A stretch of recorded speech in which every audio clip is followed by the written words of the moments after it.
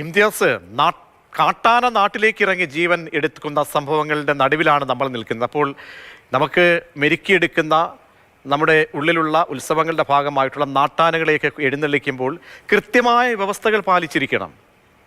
അപ്പോൾ ഇവിടെ ഈ സംഭവവുമായി ബന്ധപ്പെട്ട് ക്ഷേത്ര ഭാരവാഹികളെ സംബന്ധിച്ചോളം വളരെ പ്രധാനപ്പെട്ട ഉത്തരവാദിത്തങ്ങളുണ്ട്.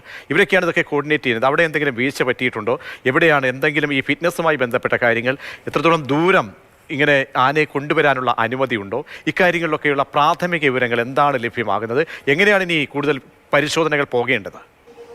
പ്രജീഷ്, തീർച്ചയായിട്ടും പ്രജീഷ് സൂചിപ്പിച്ചതുപോലെ തന്നെ ഈ ഉത്സവത്തിൻ്റെയൊക്കെ ഇമ്പം കൂട്ടാൻ വേണ്ടിയിട്ടാണ് ഈ ആനകളുടെ എണ്ണവും ഈ ഉത്സവ കമ്മിറ്റി യോഗമൊക്കെ ചേരുന്ന സമയത്ത് ആനകളുടെ എണ്ണം, എത്ര ആനകൾ വേണം, ഒരാന മതിയോ രണ്ടാന മതിയോ എന്ന കാര്യത്തിലൊക്കെ ഒരു ചർച്ച പലപ്പോഴും ഉണ്ടാവാറുള്ളത്.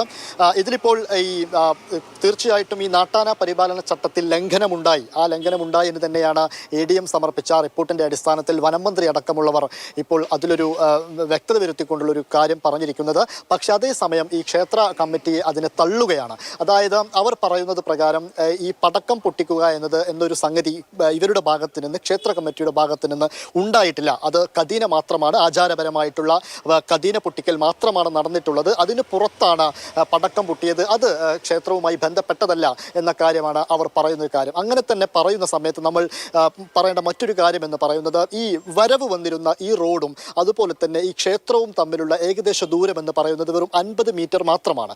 അതായത് ഈ പടക്കം പൊട്ടി എന്ന് ഈ ആളുകളെല്ലാം പലപ്പോഴായി പറഞ്ഞത് ഒരു പക്ഷേ ഈ ക്ഷേത്രവും അതുപോലെ തന്നെ റോഡും തമ്മിലുള്ള ഏകദേശ ദൂരത്തിൻ്റെ ഒരു 50 മീറ്റർ ദൂരപരിധിയിലാണ് പടക്കം പൊട്ടിയത് എന്ന് പറയുന്നു. അതേ സ്ഥലത്ത് വെച്ച് തന്നെയാണ് കദീനയും പൊട്ടുന്നത്. ഒരു പക്ഷേ അങ്ങനെ പറയുമ്പോൾ ചട്ടലംഘനം ഉണ്ടായി എന്നൊരു കാര്യത്തിലേക്ക് ആ രീതിയിൽ ഒരു പക്ഷേ എത്താൻ സാധിക്കും, ഈ ദൂരപരിധി നോക്കുകയാണെങ്കിൽ മാത്രം. പക്ഷെ അതിലേക്ക് ഒരു വ്യക്തത ഇനിയും വരേണ്ടതുണ്ട്. അതിൽ തന്നെ ഇവർ പറയുന്നൊരു കാര്യം, ഈ വനം വകുപ്പ് ഇതിൽ പറഞ്ഞൊരു കാര്യം, പടക്കം പൊട്ടിയത് കൊണ്ട് മാത്രമല്ല ഇതിലൊരു പ്രശ്നമുണ്ടായത് എന്ന് വനം വകുപ്പിന്റെ ഭാഗത്ത് നിന്ന് അങ്ങനെ ഒരു കാര്യം വന്നിരുന്നു. അതായത് ഗോകുൽ എന്ന ആന നേരെ മുന്നിൽ വന്നതുകൊണ്ട് ഉണ്ടായ പ്രശ്നമാണ്. ആ സമയത്തുണ്ടായ ആനയും രണ്ട് ആനകളും തമ്മിലുണ്ടായ ഒരു പ്രശ്നമാണ് വിഷയത്തിലേക്ക് പോയതെന്ന മറ്റൊരു അഭിപ്രായവും ഒരു ഭാഗത്ത് ഉയരുന്നുണ്ട്. ഇങ്ങനെയൊക്കെയാണ് ഇതിൻ്റെ പല വാദങ്ങളായിട്ട് നിൽക്കുന്ന കാര്യങ്ങൾ ഇങ്ങനെയാണ്.